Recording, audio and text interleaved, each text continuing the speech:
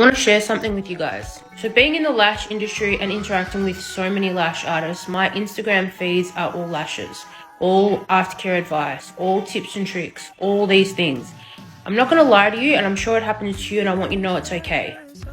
If you get drained from looking at all that stuff over and over and over again, jump off your phone. I've literally gotten burnout from looking at my news feeds. And it's not that I'm comparing myself to other people, it's just that I get so sick of looking at the same shit. And I understand their target audience is people that aren't in the lash industry, that are their clients and stuff like that, but it gets to you when that's all you see. So if you're feeling like that, don't feel down on yourself. Just take a break and maybe stop following as many lash artists, or have a personal Instagram where you don't have any lash artists at all on it. It kind of helps. Or just get off social media altogether. It's kind of hard with TikTok these days, isn't it?